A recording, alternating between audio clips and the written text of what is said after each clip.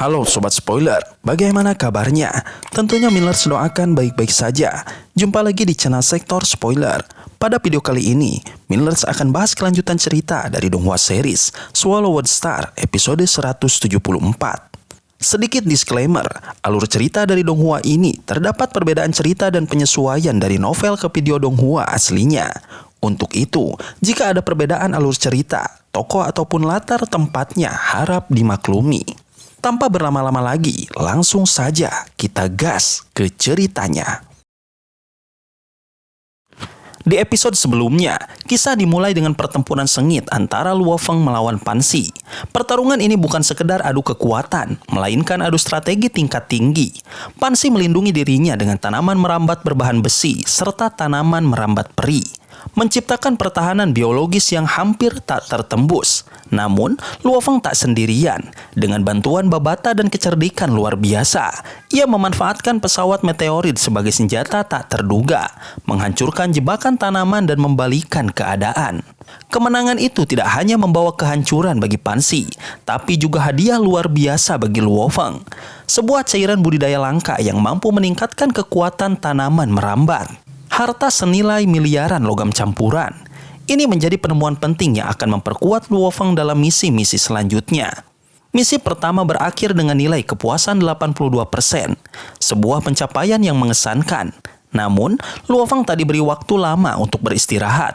Ia segera diarahkan menuju wilayah baru yang jauh lebih kejam. Benua Iblis Darah. Di tempat ini, ujian brutal berupa pertempuran berdarah digelar. Dari miliaran peserta, hanya 100 prajurit elit yang berhak lolos. Kekejaman sistem ini mencerminkan dunia yang tak mengenal belas kasihan. Alih-alih mengikuti logika umum dan memilih misi dengan sedikit peserta, namun tingkat kesulitan tinggi, Luo Feng memilih menyelamatkan planet dengan 100 miliar jiwa. Baginya, nyawa lebih berharga daripada gelar atau statistik.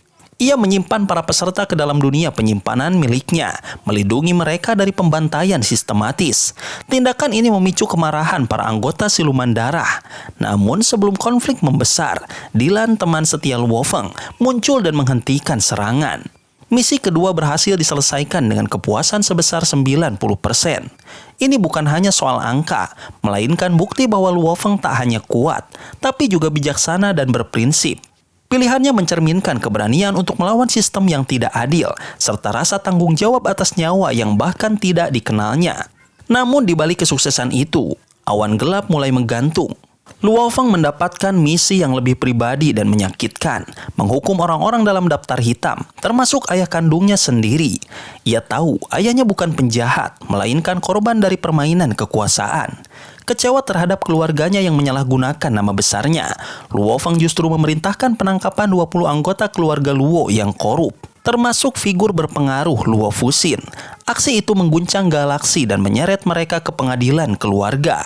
Di ruang pengadilan, Luo Feng memimpin langsung proses penjatuhan hukuman. Tak ada belas kasihan, pengkhianat dihukum mati, dan yang lalai tak luput dari pengadilan. Meskipun ia tak menghukum ayahnya seperti yang diperintahkan, Luo Feng tetap teguh pada nilai-nilainya. Ia percaya bakti pada orang tua lebih penting dari sekedar ketaatan buta. Usai menyelesaikan urusan keluarga, ia memilih pergi ke kota kekacauan utama untuk memperkuat dirinya. Bertekad menjadi penguasa galaksi yang tak hanya kuat, tapi juga adil dan berhati nurani. Di episode selanjutnya, alam semesta terus berkembang seiring waktu. Namun ada sebuah alam semesta kecil yang berada dalam tahap evolusi awal, penuh dengan robekan dan perpecahan.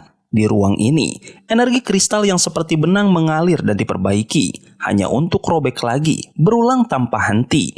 Kota kekacauan utama adalah satu-satunya kota kuno yang masih ada di seluruh alam semesta. Suatu hari, sebuah kapal oval tiba di udara, dan sekelompok manusia terbang keluar. Di antara mereka terdapat Luo Feng, yang hampir tak terlihat di antara kerumunan. Terdapat 100 orang yang keluar dari kapal itu. Seorang pria berjubah hitam menyambut kedatangan mereka. Pria itu adalah utusan dari kota kekacauan utama. Dia memberi instruksi kepada para peserta yang sudah berpengalaman di kota itu dan mengarahkan mereka yang baru pertama kali datang untuk mengikuti arahan lebih lanjut.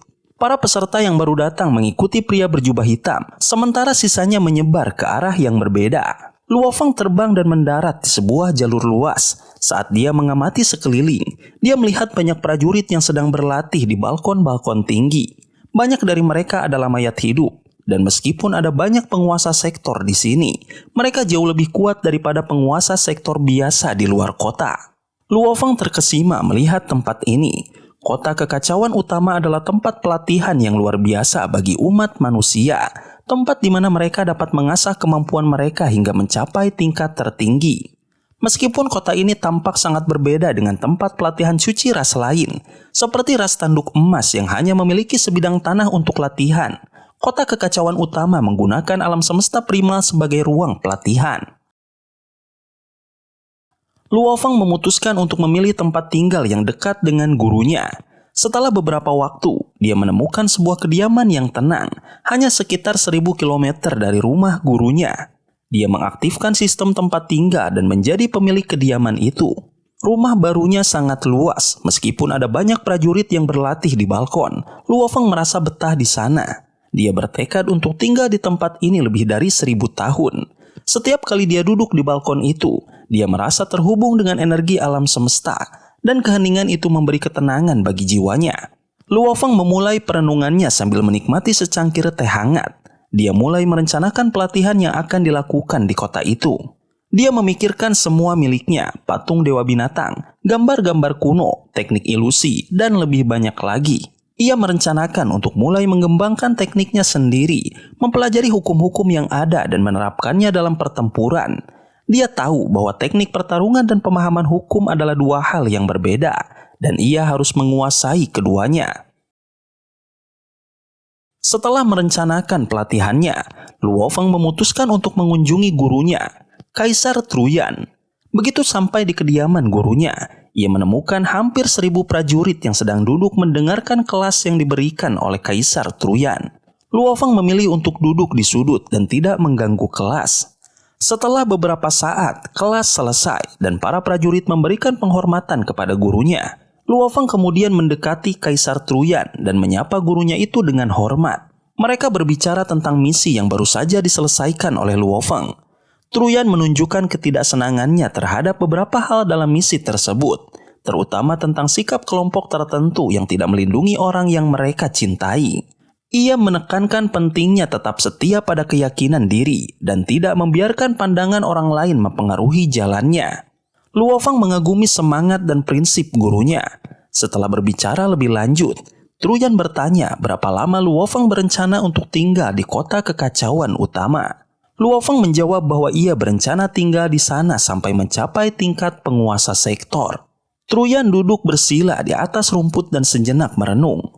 Setelah itu, dia mengangguk dan berkata bahwa misi titik tertinggi telah selesai.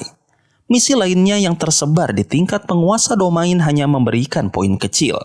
Jadi berlatih di kota kekacauan utama adalah pilihan yang baik.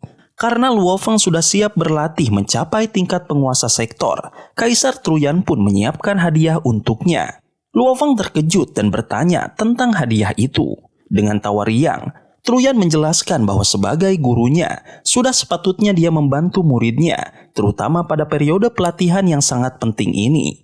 Dia kemudian menginstruksikan Luo Feng untuk masuk ke alam semesta virtual, karena dia akan mengirimkan buku petunjuk untuknya. Di wilayah primal alam semesta virtual, Luo Feng berada di villa miliknya. Saat dia berdiri dan melihat ke atas, terlihat sosok terbang mendekat. Itu adalah Kaisar Truyan yang membawa tas logam besar berukuran 2 meter. Luo Feng tercengang, bertanya-tanya berapa banyak manual yang ada di dalam tas besar itu. Truyan membawa tas tersebut langsung ke ruang tamu, melemparkannya dengan keras ke lantai. Dia menjelaskan bahwa seorang raja sektor harus menciptakan tekniknya sendiri dan memerlukan manual teknik tingkat tertinggi yang harus dipahami dengan cepat. Untuk itu, Truyan telah menukarkan banyak manual untuk Luo Feng. Meskipun Luo Feng merasa bisa menukar manual itu sendiri, Truyan mengingatkannya bahwa poin yang dimiliki Luo Feng tidak cukup untuk menukar manual yang benar-benar kuat. Truyan membuka tas itu dan menunjukkan sejumlah besar buku tebal. Ada 106 manual teknik biasa dan 3 manual berharga yang sangat mahal. Ketiga manual itu berwarna emas gelap dan masing-masing setebal 0,5 meter. Harga untuk ketiga manual ini mencapai 8 miliar poin, sebuah jumlah yang sangat besar, bahkan untuk seorang kesatria seperti Truyan. Luo Feng terkejut mendengar jumlah itu. Untuk seseorang seperti Truyan, ini adalah jumlah yang sangat besar, meskipun dia mampu membeli manual tersebut dengan menggunakan kekayaan yang dimilikinya. Luo Feng merasa tidak bisa menerima hadiah sebesar itu. Namun, Truyan meyakinkannya bahwa ini adalah hal yang tepat. Karena manual ini akan sangat cocok dengan gaya bertarung Luo Feng yang telah memadukan hukum emas dan ruang angkasa. Truyan percaya bahwa jika Luo Feng berhasil menguasai manual tersebut, dia akan menjadi sangat kuat, bahkan bisa mengalahkan kesatria biasa. Setelah memberikan manual itu, Truyan mengusap kepala Luo Feng dan menghilang. Luo Feng merasa sangat bersyukur dan bertekad untuk membalas kebaikan gurunya suatu hari nanti. Dengan hati penuh rasa terima kasih, Luo Feng mulai mempelajari 107 manual tersebut, yang terdiri dari 106 manual teknik biasa dan satu set manual berharga. Manual berharga itu memuat teknik Nansen 7, yang sangat kuat dan hanya dicapai dengan menyelesaikan 7 level. Bahkan hanya dengan menyelesaikan 3 level pertama, seseorang sudah tak terkalahkan di bawah level kesatria. Luo Feng sangat terkesan dengan kekuatan yang dapat diberikan oleh teknik ini. Luo Feng menyadari bahwa teknik-teknik ini bukan hanya berharga karena kekuatannya, tetapi juga karena mereka merupakan hasil karya dari si Luo Duo, makhluk terhebat dari ras tanduk emas. Dengan menguasai manual ini, Luo Feng bisa mengalahkan siapa saja di bawah penguasa alam semesta. Teknik ini membawa banyak potensi, dan Luo Feng tahu bahwa perjalanan panjang di depan akan membawanya menuju kekuatan yang lebih besar. Luo Feng merenung setelah mempelajari teknik 7 Nansen. Dia mulai memahami bahwa di atas level kesatria alam semesta, ada kekuatan yang lebih besar, seperti yang dimiliki oleh Master Emas Void yang kuat, Dewa Binatang, dan pemimpin kota kekacauan utama. Mereka jauh lebih kuat daripada para kesatria biasa. Bahkan si Luo Duo, pemimpin ras tanduk emas, memiliki kekuatan yang luar biasa karena telah menguasai teknik 7 Nansen hingga tingkat 6. Yang membuatnya tak terkalahkan di antara para kesatria, bahkan di bawah penguasa alam semesta. Luo Feng mulai merenung tentang perbedaan antara abadi, kesatria alam semesta, dan tuan alam semesta. Dia menyadari bahwa ras tanduk emas hanya memiliki si Luo Duo sebagai pemimpin mereka, yang memiliki kekuatan tak terkalahkan berkat penguasaan teknik Nansen 7 di tingkat 6. Hanya penguasa alam semesta yang memiliki kekuatan sejati yang bisa menandingi si Luo Duo. Luo Feng kemudian membaca manual yang tebal tentang teknik Nansen 7 dan mulai memahami dasar-dasar teknik tersebut. Ia mengetahui bahwa alam semesta ini terdiri dari 10 hukum dasar: emas, kayu, air, api, tanah, angin, guntur, cahaya, ruang, dan waktu. Teknik Nansen 7 mengajarkan perpaduan antara hukum-hukum ini. Ada 2 kelompok besar hukum, 1 berfokus pada ruang dan 4 hukum lainnya, emas, kayu, air, api. Sementara yang lain berfokus pada waktu dengan hukum guntur, angin, dan cahaya.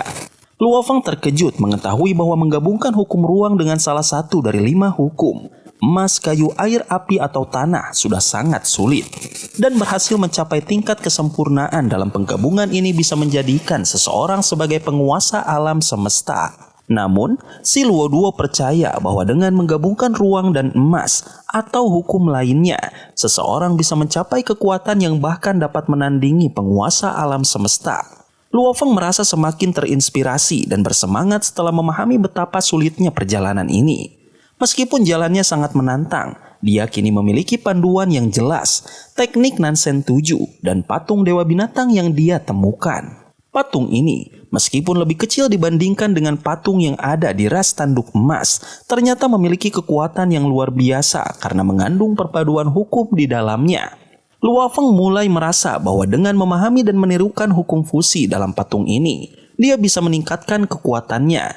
Dia percaya bahwa dengan bantuan 2 hal ini, patung Dewa Binatang dan teknik Nansen 7, dia bisa mencapai pencapaian besar. Meskipun jalannya sangat sulit dan membutuhkan kerja keras, bakat, serta keberuntungan, Luo Feng semakin yakin bahwa dia berada di jalan yang tepat, meskipun penuh tantangan. Di kota kekacauan utama, saat berbincang dengan gurunya, Kaisar Truyan, Luo Feng mengungkapkan bahwa meskipun jalannya akan panjang dan sulit, dia siap untuk menghadapi tantangan tersebut. Gurunya memberi nasihat penting bahwa untuk mencapai potensi maksimal, seseorang harus menunjukkan bakatnya dengan percaya diri. Dengan menunjukkan kemampuan yang luar biasa, seseorang akan mendapatkan lebih banyak sumber daya dan dukungan. Luo Feng semakin percaya diri, siap untuk mengarungi jalur menuju puncak dan menguasai teknik yang sangat sulit ini. Dengan keyakinan dan panduan yang dia miliki, dia yakin bisa mencapai tujuannya, meskipun jalan yang harus dilalui sangat panjang dan penuh rintangan. Sobat Spoiler, itulah spoiler untuk episode 174 dari Donghua series Swallowed Star. Tentunya spoiler ini tidak akan sama persis dengan episode sesungguhnya. Maka dari itu, jika ada kesalahan dalam kata ataupun istilah, serta kekurangan atau kelebihan durasi, harap dimaklumi. Dan jangan lupa untuk mendukung channel ini terus berkembang dengan cara like, share, dan subscribe, supaya kalian gak ketinggalan update terbaru dari channel ini. Terima kasih banyak sudah menonton video ini sampai akhir Sobat Spoiler. Kritik dan saran positifnya silahkan di komentar. Sampai ketemu lagi di video berikutnya. Tetap semangat dan sampai jumpa.